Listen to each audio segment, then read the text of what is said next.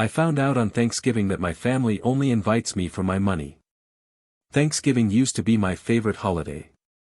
I loved cooking, catching up with family, and sharing stories around the table. But this year, I realized something I wish I hadn't. My family doesn't actually care about me, they just want my money. I'm 34, single, and pretty financially stable. I worked my way up in a tech company and bought my first home last year. I've always been generous, especially with my family. My parents are retired, my brother has 3 kids, and my sister is in grad school.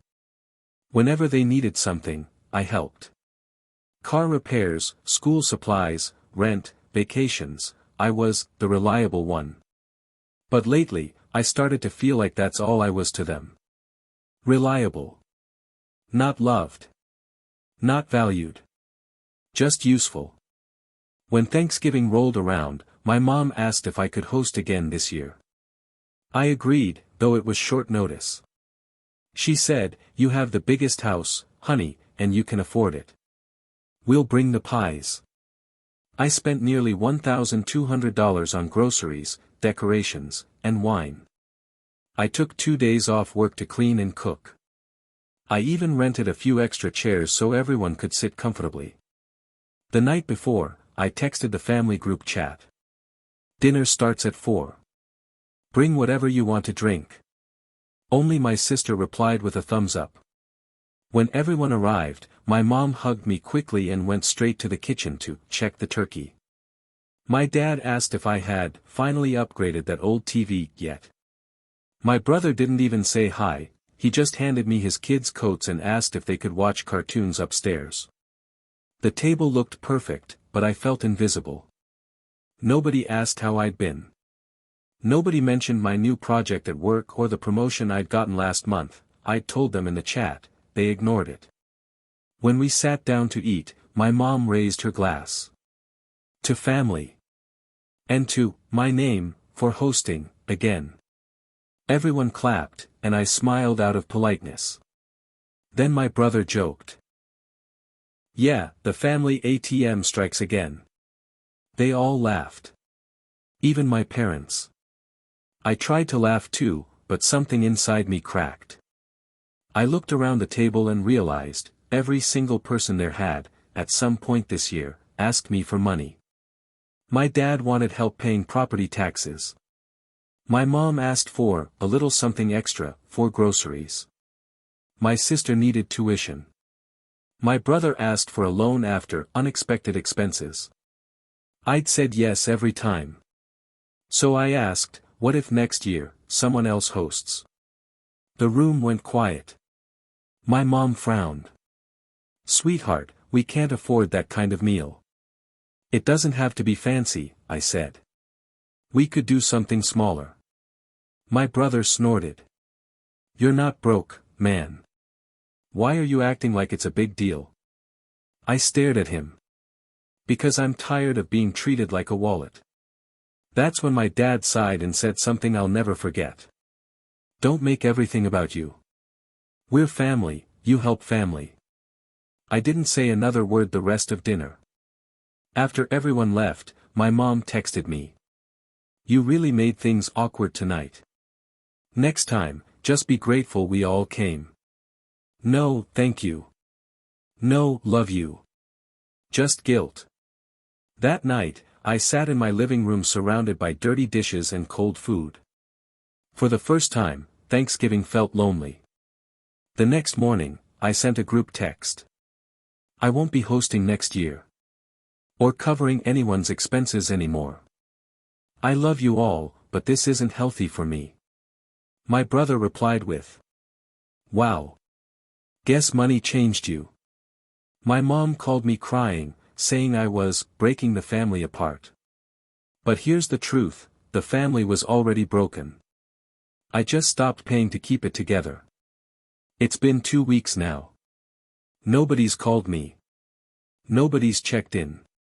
Not one person asked if I was okay. I spent the following weekend alone, cooked myself a small turkey breast, and actually enjoyed it. For once, I felt peaceful, no pressure, no expectations. It hurts to know that money was the glue holding my family close. But I'd rather be alone than surrounded by people who only show up when there's something to take. Maybe next Thanksgiving, I'll invite people who actually care, friends, coworkers, anyone who values me and not my wallet.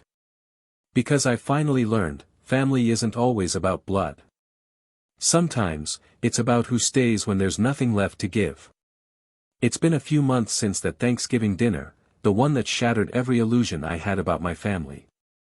I didn't expect them to reach out after my text, but the silence still hurt. No, how are you? No, let's talk. Just, nothing. I tried to move on. I focused on work, hit the gym again, and even started volunteering at a local shelter on weekends. I met some great people there, folks who didn't care what car I drove or how much I made. Just genuine kindness.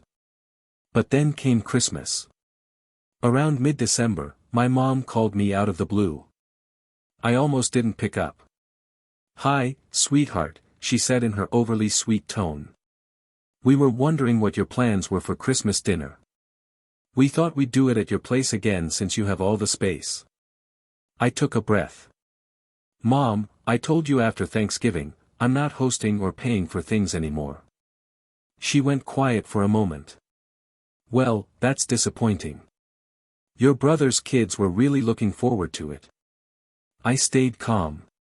"You can still celebrate. Just, not here." She sighed loudly. "I don't understand what happened to you. You used to love family gatherings." "I still do," I said.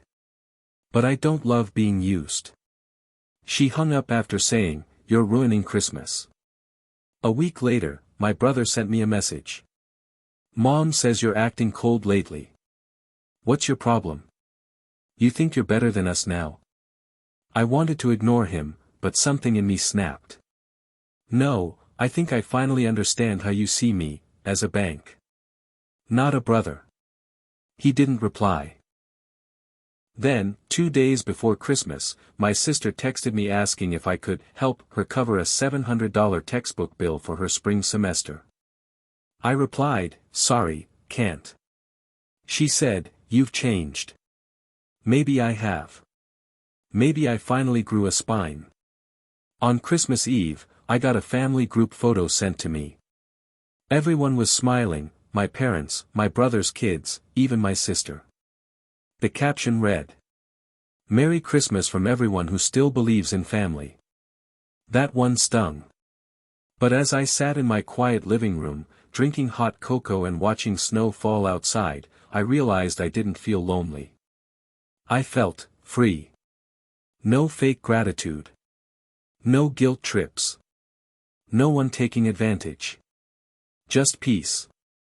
Then, in January, something unexpected happened.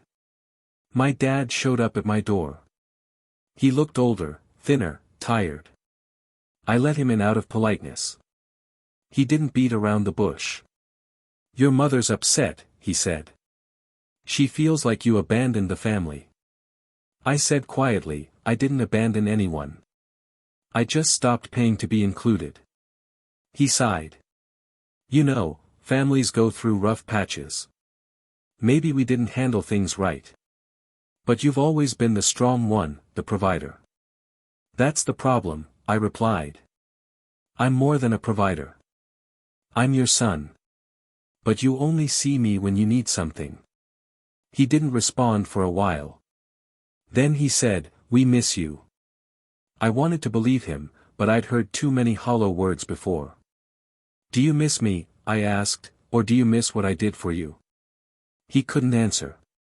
A few weeks later, my sister reached out again, this time differently.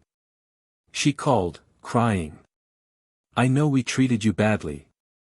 I didn't realize how much we depended on you until you stopped helping. It wasn't fair. I'm sorry. It caught me off guard." She wasn't asking for money. She just apologized. We talked for an hour. It was awkward at first, but then it felt real. For once, there were no expectations. Just honesty. Last weekend, she came over. We cooked dinner together and laughed like we used to. She told me the family finally had a conversation about how they'd treated me. My mom didn't take it well, but my dad admitted I was right. It's not perfect, I'm still keeping my distance, but it's a start. Sometimes, walking away is the only way people realize what they've lost. This Thanksgiving, I won't be hosting. But maybe I'll go as a guest, if I see real change. And if not, I'll spend it with people who don't need me to bring a turkey, just myself. Because I finally learned, love without respect isn't love. And family without effort isn't family. A year can change a lot, or nothing at all. Last Thanksgiving, I learned the ugliest truth about my family: they didn't see me as a son or a brother, but as a wallet. I stopped paying for everything: the dinners, the bills, the emergencies. The silence that followed told me exactly where I stood. Then, in the months after, my sister apologized. My dad showed up once, awkward and unsure. My mom refused to speak to me. My brother blocked me after I refused another loan. So, when November came around again this year, I didn't expect to hear from them. But life has a funny way of testing whether you've truly moved on. The invitation. On November 10th, I got a text from my sister. "Hey. Mom wants to invite you for Thanksgiving this year. She said she'll cook everything herself. No pressure to bring anything. We'd really love to see you."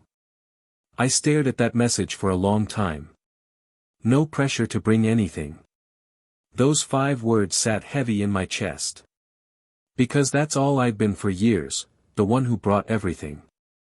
The food. The wine. The money. The calm when they fought. I didn't answer right away. I waited a day. Then another. Finally, I replied. "If it's truly just about spending time together, I'll come. But I'm not paying for or organizing anything."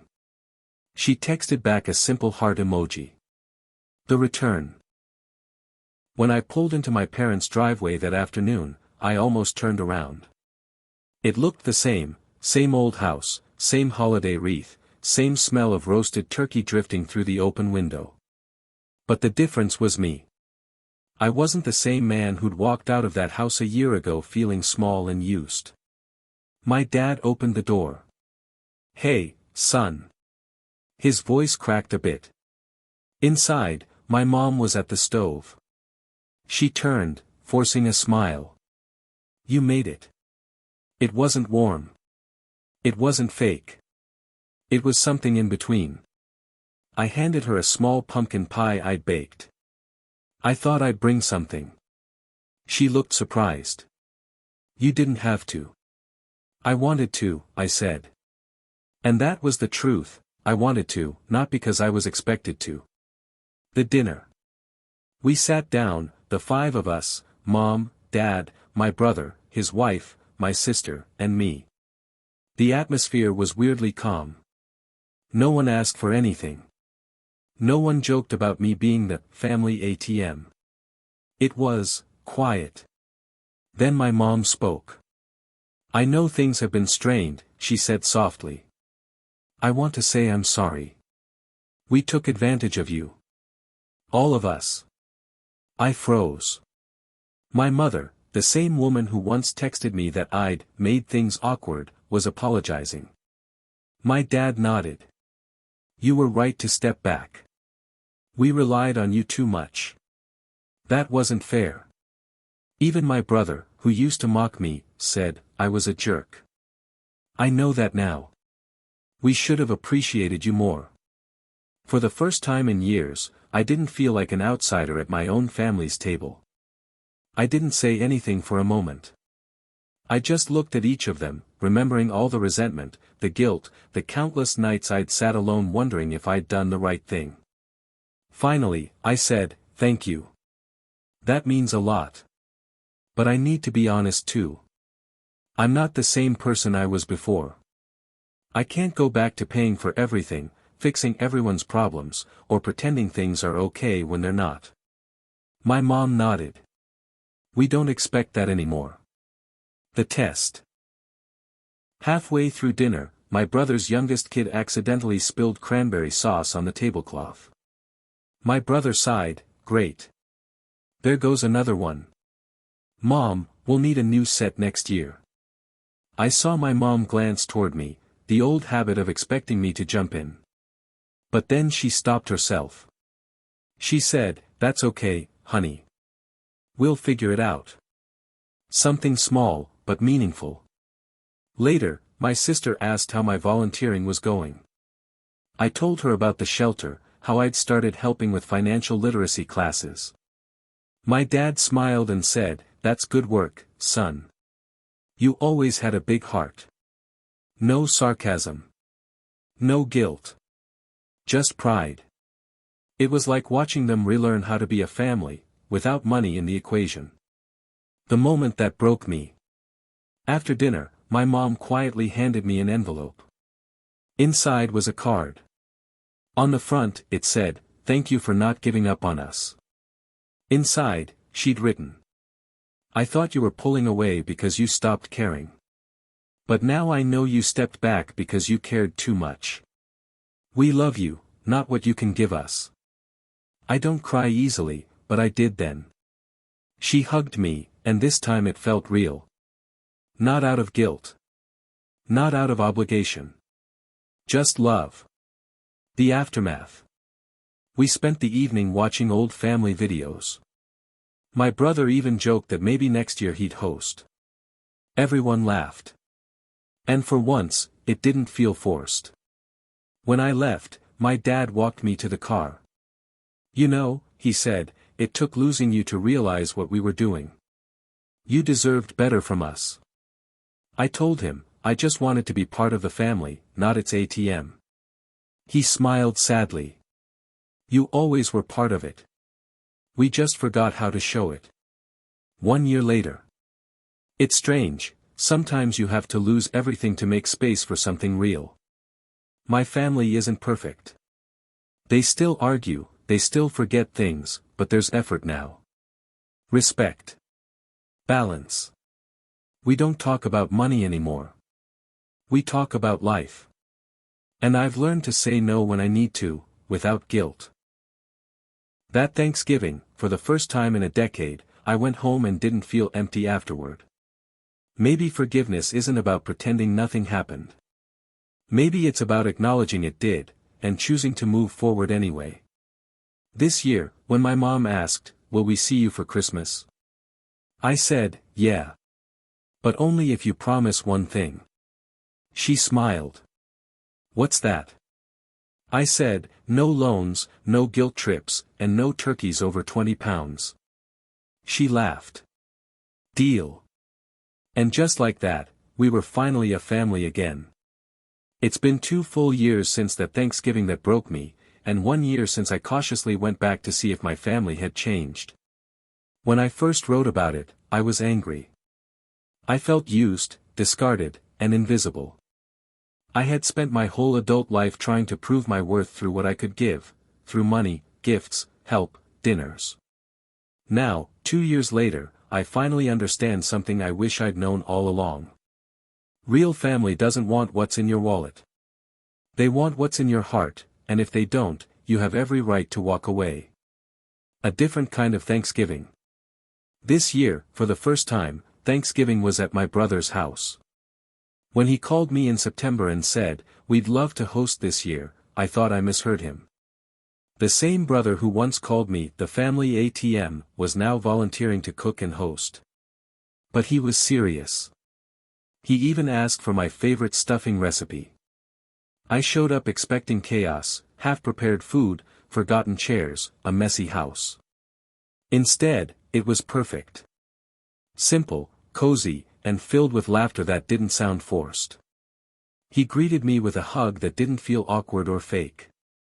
His wife smiled and said, "No work talk, no money talk. Just family." And they meant it. We played board games with the kids, watched football, and talked about everything from movies to travel to my volunteer work. Nobody asked for a cent. Nobody made jokes about me funding the meal. It felt real. Moms change. But the biggest surprise came from my mom. Last year's apology had been genuine, but I still kept my guard up. This year, though, I saw the change wasn't temporary, it was deep. When I arrived, she hugged me tight and whispered, "I'm so glad you came. You always belonged here, we just forgot how to show it." She didn't hover over me, didn't guilt-trip me about not calling enough. Instead, she sat next to me at dinner and just talked. She told me about her garden, her book club, how she'd started volunteering at a local food drive after seeing how much it meant to me. She said, "You inspired me, you know. I used to think love was about sacrifice. But you taught me that love needs boundaries too." I'll be honest, that nearly made me cry. My sister's journey. My sister's in a completely different place now. She graduated grad school, got her own apartment, and found a job she loves. Last year, she told me she wanted to repay me for all the times I helped with tuition. I told her she didn't owe me anything. But she still insisted on taking me out for dinner last month, her treat. Over pasta and wine, she said something that stuck with me. "I used to think you were selfish when you said no. Now I realize you were the only one in this family who knew what healthy love looked like." That hit hard. Because for so long, I thought setting boundaries made me a bad person. It didn't. It made me human. My own life. Cutting off financial support didn't just fix my family, it fixed me. I started traveling again. I bought a small cabin outside the city where I go on weekends to disconnect. I even adopted a dog named Bailey, who's now my shadow and best friend. I also kept volunteering at the shelter. What started as a side hobby became something bigger. I now run a small nonprofit that helps families get back on their feet after financial hardship. Funny, isn't it? I used to give money to people who didn't appreciate it. Now I give time to people who do. The moment that proved everything. At dinner this Thanksgiving, after dessert, my brother stood up and raised his glass. "To family," he said, smiling. "To actually being one."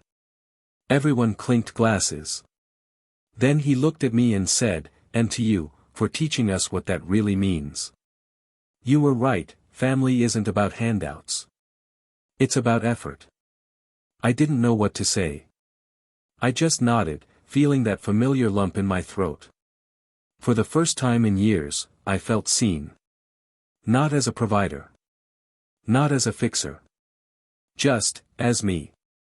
A full circle moment. Before leaving that night, my mom handed me a photo frame. Inside was a picture of all of us from this year, everyone smiling, genuinely happy. On the back, she'd written, "For the son who reminded us that love doesn't cost a thing." It's sitting on my kitchen counter now. I look at it every morning before heading out. What I learned. If you've ever felt used by family, here's what I can tell you after 2 years.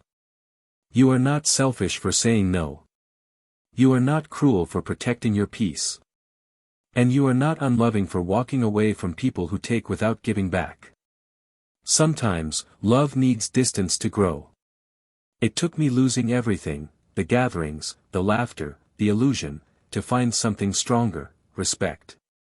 Now, when I sit at a family table, it's not because I'm paying for my seat. It's because I belong there. This Thanksgiving, as I left my brother's house, my niece hugged me and said, "Uncle, I'm glad you came. It wouldn't be the same without you." And for once, I believed it.